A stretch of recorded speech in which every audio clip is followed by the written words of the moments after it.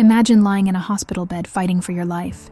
And at the very same time, your husband is secretly filing for divorce.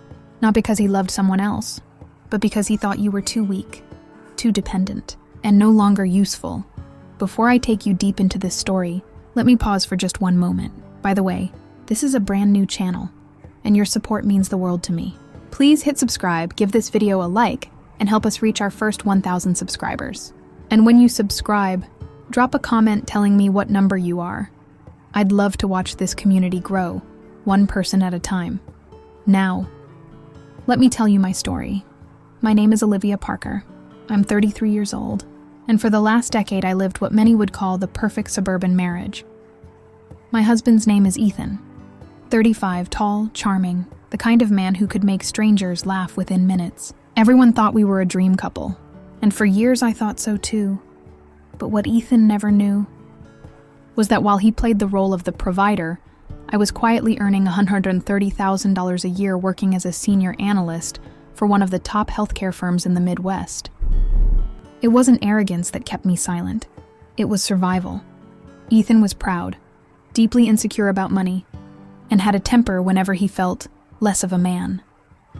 So I let him believe his $58,000 salary as a logistics supervisor was the foundation of our household, while in reality, I was the one paying the mortgage, covering debts, and quietly saving for our future. I never cared about the numbers. What I cared about was love. Then came the diagnosis. It was a cold Tuesday morning in January when my doctor looked me in the eye and said the words that knocked the breath out of me. Olivia, you have stage 2 lymphoma, chemo, radiation, endless hospital visits. It all began to blur together. My body grew weaker, my hair fell out. But through it all, I thought at least I had Ethan by my side. I was wrong. One rainy afternoon, while hooked up to an IV drip, my nurse brought in a thick envelope addressed to me. It was from a law office. I thought maybe it was insurance paperwork, but when I tore it open, my chest tightened. Divorce papers filed by my husband. Not a word of warning, not a conversation, not even a gentle touch to prepare me, just cold printed pages. I remember my hands trembling so hard the papers slipped onto the floor. The nurse bent to pick them up, her eyes wide with shock. "I'm so sorry," she whispered, but even her kindness couldn't stop the tears streaming down my face. For hours I stared at the ceiling of that hospital room. 1,000 questions clawed through my mind. Why now? Why when I needed him the most? But deep down, I already knew. Ethan thought my illness had made me weak, that I was a burden, that without him, I couldn't possibly survive. What he didn't know was that he had just walked away from the very person who had carried him all these years. The first night after receiving those papers, I barely slept. Every beep of the hospital monitor felt like a cruel reminder. Not only was I fighting cancer, but I was now fighting betrayal too. My best friend, Samantha, came to visit the next morning. She found me pale, my eyes swollen from crying. "Liv," she said softly, holding my hand. "Don't you dare blame yourself. He doesn't deserve you." I wanted to believe her, but all I could think was, how could he give up on me so easily? Then something shifted inside me. Maybe it was anger, maybe survival instinct, but I decided I would not let Ethan's cowardice destroy me. If he thought I was weak, he was about to learn just how strong I really was. And that strength began with a single decision. I wasn't going to tell him about my salary. Not yet. Let him think he was the one in control. Let him believe I would crumble. Because the truth was, I had resources, savings, and connections he couldn't even dream of. He had no idea the storm he was walking into. 2 days later, Ethan visited me in the hospital. He walked in with flowers, cheap ones, probably from the grocery store near our house. His smile looked forced. "How are you feeling?" he asked, as if he hadn't just sent me divorce papers. I wanted to scream, to throw the flowers back in his face, but instead I stayed calm. I simply said, "Tired." He nodded, sat in the chair by my bed, and started talking about himself. His work stress, his coworkers, his gym routine. Not once did he mention the divorce filing. Not once did he ask how I felt emotionally. That was Ethan in a nutshell, self-absorbed, blind to the damage he caused. But as I watched him sip the free hospital coffee, something became crystal clear. This wasn't the man I married. Or maybe it always was. And I was only now seeing the truth. When Ethan finally left, I pulled out my laptop and opened my bank accounts, my investments, my retirement portfolio. I saw the numbers in black and white, hundreds of thousands saved over the years. Quiet sacrifices I had made while he wasted his paychecks on video games, gadgets, and boys' trips. For the first time since the diagnosis, I smiled. Not because of the money itself, but because of the power it gave me. Ethan thought I was dependent. He thought leaving me would crush me. He had no idea. That night, as the hospital halls echoed with footsteps and distant chatter, I whispered a promise to myself. You will not break me, Ethan. Not now. Not ever. And with that, the war had begun. When I was discharged for a short break between chemo cycles, Ethan picked me up from the hospital. He didn't hold my hand. He didn't even ask how I felt. Instead, he talked about how expensive my treatments were going to be. Insurance only covers so much, he said flatly as he merged onto the freeway. I just don't know how we're going to manage. I stared out the window, silent. He didn't know the truth, that every bill so far had been paid out of my account, not his. He didn't know I'd quietly built a savings cushion large enough to cover the next 2 years of medical costs without breaking a sweat. But I let him talk. Because with every word, Ethan revealed who he really was. A man more worried about money than his wife's life. That night, as I lay in our bedroom, I overheard him on the phone. His voice was low, but I caught enough. Yeah, man, she's not going to make it through this. I've got to look out for myself. I can't be stuck with her medical debt. I froze. My stomach twisted, not just from chemo nausea, but from the realization Ethan wasn't just leaving me. He was planning his future as if I were already gone. He laughed at something the person on the other end said. And that laugh, it was the sound of betrayal. The next morning, Samantha came over again. I told her everything, about the papers, the phone call, the way Ethan looked at me like I was already a burden. Liv, you can't let him get away with this, she said, her eyes burning with anger. I nodded slowly. I won't.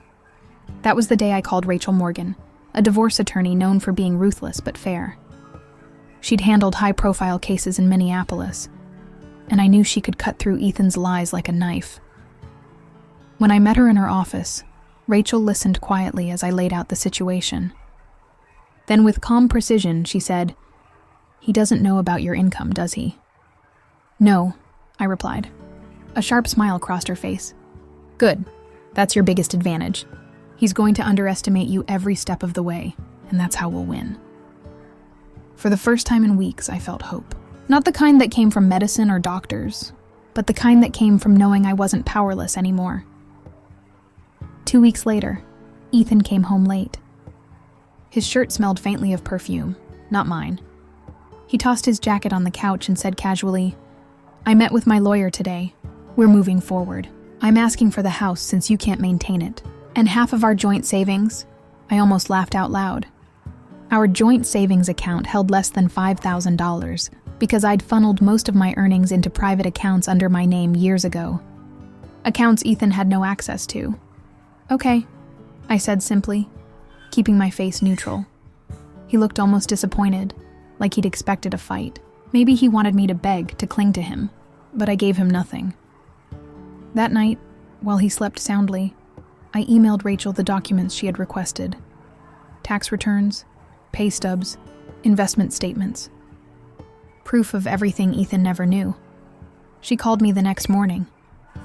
"Olivia, with your salary and assets, you'll have the upper hand in negotiations. He filed thinking you'd be helpless, but you're the one holding the cards. Now, we wait for the right moment to play them." As chemo treatments drained me physically, the quiet knowledge of my secret gave me strength. Every time Ethan ignored me, every time he sighed about how hard this was for him, I reminded myself, he thinks I'm dependent. He thinks I'll fall apart without him, but soon he'll see the truth. One evening, as I sat bundled in a blanket on the couch, Ethan announced he was going out with friends. "Don't wait up," he said, grabbing his keys. I nodded, too tired to argue. But later that night, my phone buzzed with a message from Samantha. "Saw Ethan downtown. He's not with friends. He's with a woman. Blonde, about mid-20s. They looked close." My hands shook as I read the message. A wave of nausea hit me. Not from the chemo this time, but from betrayal layered upon betrayal. I felt my heart crack. But then, a strange calm settled in. If Ethan wanted freedom, he'd get it. But on my terms. The following week, Rachel helped me draft a counterfiling. Not only contesting his divorce demands, but adding clauses: spousal misconduct, concealment of infidelity, and a requirement for him to vacate the house within 30 days. "You're strong, Olivia," Rachel said, sliding the papers across her desk. "Most women in your situation feel trapped. But you're not just surviving, you're fighting back." I looked at the documents, then signed my name with steady hands. That night, Ethan returned home, humming to himself, clearly in a good mood. I was sitting at the kitchen table when I handed him the envelope. "What's this?" he asked. "Open it." He tore it open, and I watched his face pale as he scanned the pages. His jaw clenched, his eyes darting to mine. "What the hell is this?" "My response," I said calmly. "And my conditions. You can't do this," he shouted. I leaned back in my chair, my voice cold but steady. "I already did." For the first time, Ethan looked truly afraid, and in that moment, I realized something. The man who thought he held all the power had just realized he had none. That night, I slept peacefully for the first time since the hospital, because the war had officially turned in my favor. The morning after Ethan read my counterfiling, the house was filled with silence so thick you could cut it with a knife. He avoided eye contact, moving around me like a shadow. But that afternoon, he finally broke. "You think you're clever, don't you?" he spat, slamming his coffee mug on the counter. "You're sick. You're weak. And you think you can take me down?" I stayed calm, stirring sugar into my tea. "Ethan, I'm not trying. I already did." His face turned red, veins bulging in his neck. He stormed out of the kitchen, muttering curses under his breath. I didn't chase him. I didn't need to. Because while he was busy throwing tantrums, I was busy planning his downfall. 3 days later, Rachel called me. "Olivia, are you ready to pull the trigger?" I swallowed hard. Yes. That morning, I signed off on a decision I had been contemplating for weeks. My company, LuxMed Consulting, had a lucrative supply contract with Ethan's employer, a deal worth nearly 65% of their quarterly revenue. Ethan always bragged that he had been the one who secured that partnership, never knowing I was the CEO on the other side of the table. At 9 a.m., Rachel sent the termination notice. By 2:00 p.m., Ethan's company was in panic mode. My phone buzzed. It was the CEO of Vital Logistics. "Ms. Hayes, I don't understand," he said, his voice tight. "Why end a contract that's been profitable for both sides?" I let my voice stay steady, professional. "Because one of your employees has demonstrated misconduct, both personally and professionally. As long as he's part of your staff, I cannot continue business." There was a pause. Then the CEO asked carefully, "Which employee?" I didn't hesitate. "Ethan Carter." Silence. Then a low sigh. "I see. Thank you for your time."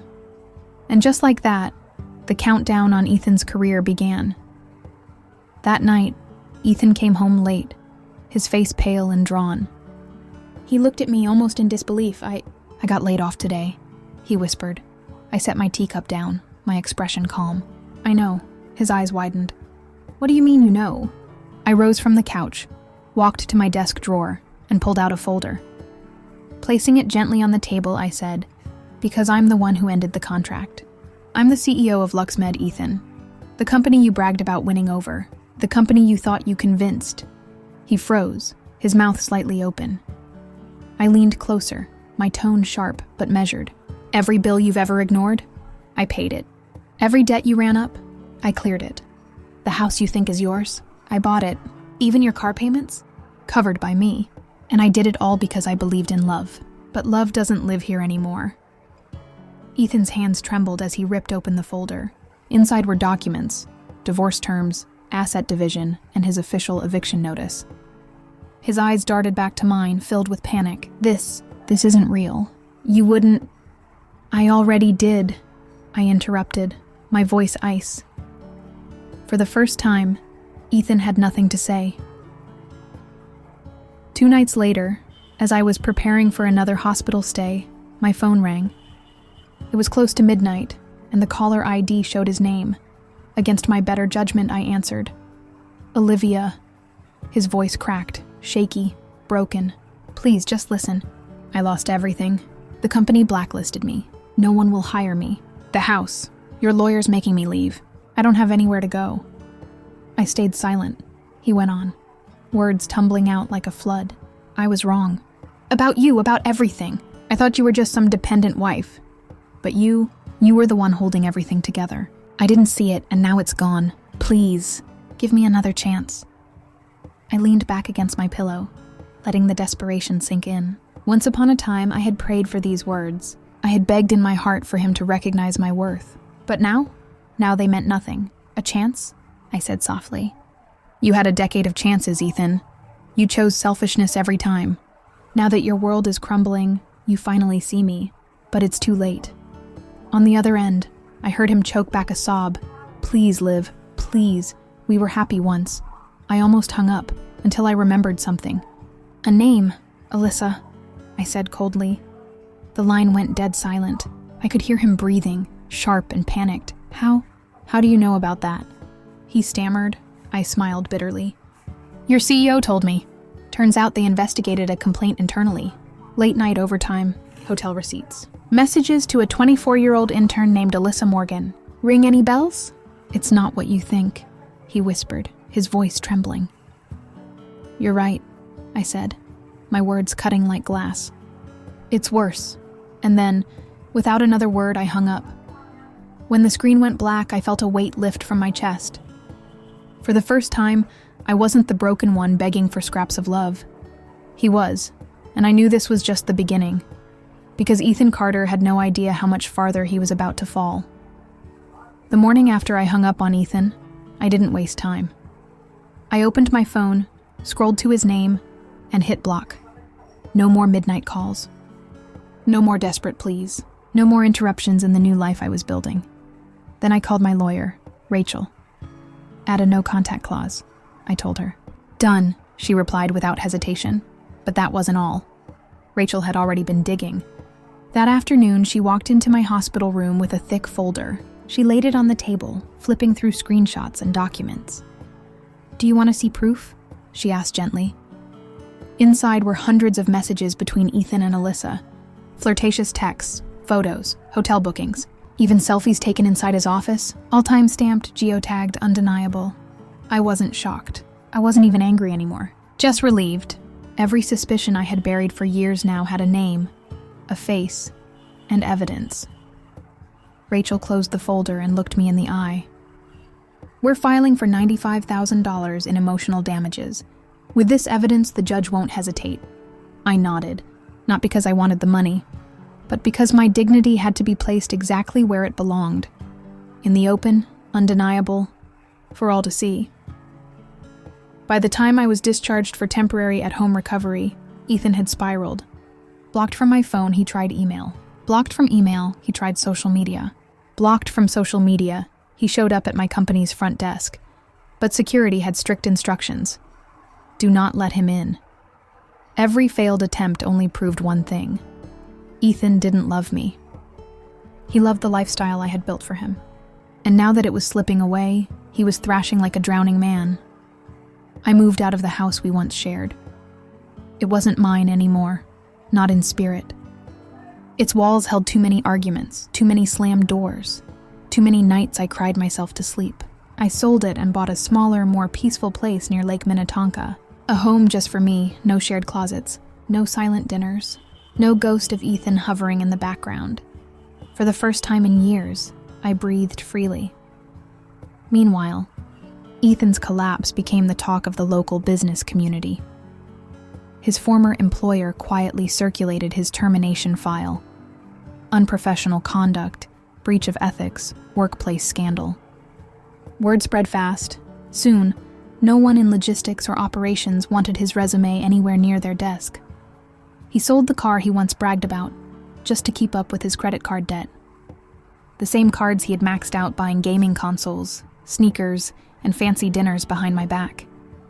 Desperate, he moved in with an old college buddy in a cramped, noisy apartment. Debt collectors started calling day and night. The man who once demanded steak dinners and designer sneakers was now begging for extensions on utility bills. And Alyssa? She vanished. Within a week of the scandal breaking, her family whisked her back to their farm in Iowa. Her parents, desperate to protect their reputation, cut all ties to her former life. Just like that, Ethan was left with nothing. Not even the girl he thought was worth risking his marriage for. As for me, the day my doctor told me my scans were clear, I didn't cry. I just smiled. It was a crisp autumn morning, the kind where the air feels sharp but refreshing, and for the first time in months, my body didn't feel like a battleground. I was free, from the illness, from the lies, from the weight of carrying someone who never carried me back. When I returned to my company 2 months later, my employees surprised me with a small gathering. No banners, no balloons, just heartfelt clapping as I walked into the main conference room. Rachel handed me a mug that said, "Welcome back, boss." I laughed. A real, full laugh. Something I hadn't done in a long, long time. This wasn't the Olivia who once sacrificed everything for a husband who belittled her. This was the Olivia who had chosen herself. In the months that followed, invitations started pouring in. Coffee dates, dinner proposals, even a few bold business partners asking if I was open to something beyond professional. I turned them all down, not because I had closed my heart forever, but because I knew I needed time. Time to heal, time to rediscover who I was when I wasn't bending over backward for someone else. My new lakeside home became my sanctuary. Morning sunlight spilling across the water, the gentle sounds of birds at dusk, evenings spent with a blanket and a book, not arguments and slammed doors. Peace. Real peace. One Sunday afternoon, Rachel came over with a bottle of wine. We sat on my porch watching the lake shimmer gold under the setting sun. "Ever thought about marrying again?" she teased. I smiled softly, swirling the glass in my hand. "Not right now. Maybe someday. But for now, I'm exactly where I need to be." She nodded, understanding completely. The breeze carried the scent of pine and cool earth, and for the first time in years, I didn't feel restless. I didn't feel small. I didn't feel unseen. I felt whole, because I had learned something most people never do until it's too late. Resilience isn't born in the good times. It's forged in the darkest nights, when you rise alone, when no one believes in you, when the person who should have stood beside you becomes the one tearing you down. I had risen. And now, I was finally free. If you've stayed with me this far, you know my story isn't just about betrayal or revenge. It's about rebirth. For years, I let Ethan define who I was. I bent, I broke, I sacrificed, until there was nothing left of me but exhaustion. But the truth is, the moment I stopped trying to please him, the moment I chose myself above everything else, that was the day I started living again. News of Ethan's downfall spread like wildfire. I didn't chase the rumors, but they found their way to me anyway. Whispers at networking events, colleagues trading glances before saying, "Did you hear what happened to Ethan Carter?" His name became a cautionary tale. No company wanted him. No friends wanted to house him long term. Even his own family grew tired of the late-night calls begging for money. And me? I didn't lift a finger. For once in my life, I let someone else deal with the consequences of their actions. But this isn't about Ethan anymore. It's about me. It's about the quiet mornings in my lakeside home, where I sip coffee on the porch, the sun rising over the water, painting the sky pink and gold. It's about evenings spent laughing with my employees, who now know me not just as their CEO, but as a survivor who came back stronger. It's about the relief in my mother's eyes when I finally told her everything, and she hugged me so tightly I thought my ribs would break. "I'm proud of you, Olivia," she whispered, and for the first time in a long time I believed her. Sometimes people ask me, Do you regret marrying Ethan? My answer might surprise you. No, because without that storm, I would never have discovered just how strong I could be. Without the betrayal, I wouldn't have learned the value of my own dignity. Without the silence of those hospital nights, I wouldn't have realized that I was always enough, even when no one stood beside me. Ethan taught me what love isn't. And because of that, I will never again settle for less than what love should be. Do I still believe in love? Yes, but not the kind that demands you shrink yourself to make someone else comfortable. Not the kind that feeds off your light until you're left in the dark. Real love doesn't fear your strength, it celebrates it. One day maybe I'll meet someone who understands that, but until then I'm happy, happier than I've ever been. Because for the first time, I'm not waiting for someone else to see my worth. I see it myself. A few weeks ago, I hosted a retreat for women entrepreneurs. Standing on that stage, looking out at the sea of faces, I told them, "You don't have to wait for someone else to validate you. You don't have to beg to be seen. You are already enough. And if someone tries to make you forget that, let them go. Don't wait until you're broken. Choose yourself while you still can." The applause that followed wasn't just for me. It was for every woman in that room who had once felt invisible. Every woman who had carried someone else's weight while hiding her own pain. As I sit here now, writing this, the evening breeze drifts through the window. My hair, short and soft from regrowth, brushes against my cheeks.